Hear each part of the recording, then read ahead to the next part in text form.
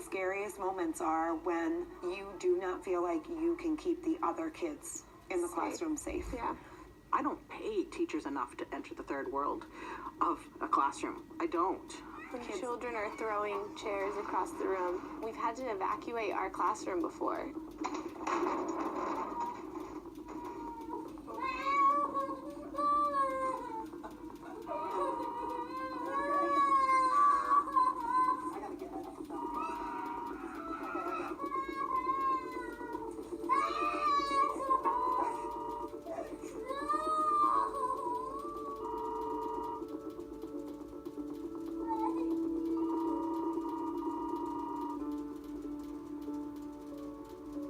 So yeah, it is a crisis. Mainstream teachers just need to be equipped with tools on what to do with these kids who get stuck so easily and who are not flexible, because kids want to do their best.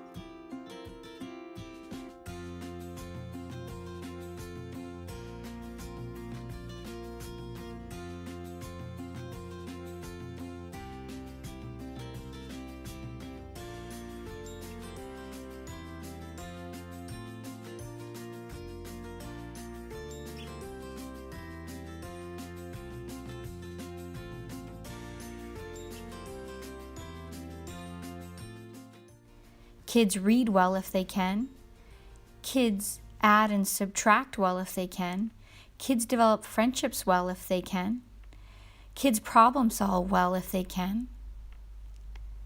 Now, I want you to just take a minute and insert the name of one of your most behaviorally challenging children and say, would do well if they could. Try that now.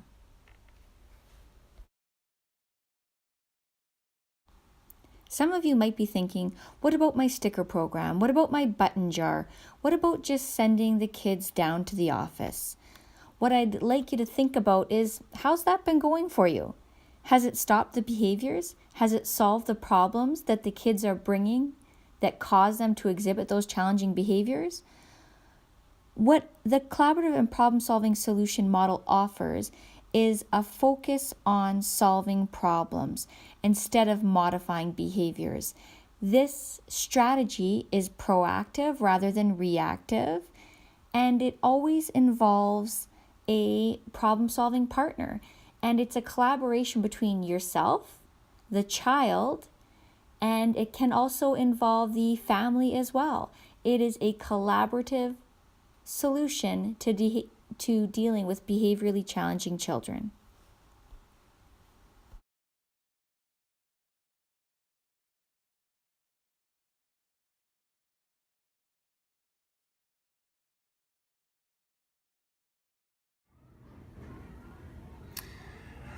All right, so I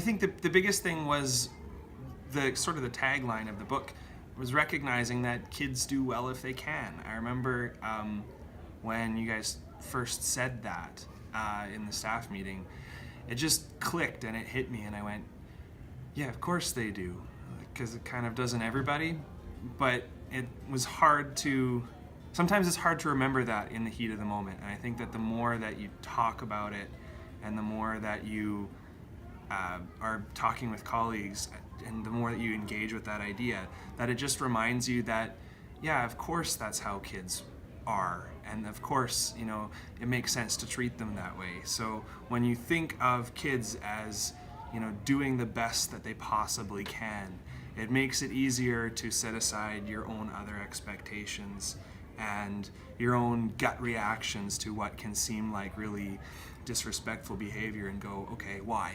Why are they acting that way?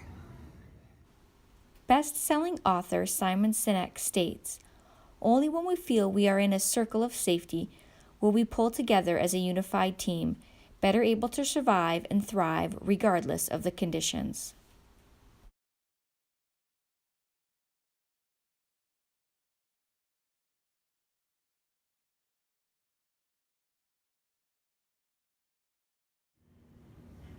Teachers being familiar with the CPS model has been fantastic for me as a parent, because teachers have now viewed my children's behavior through a new lens, and they no longer see them as being manipulative and just troublemaking children. They realize that they have lagging skills that are getting in their way.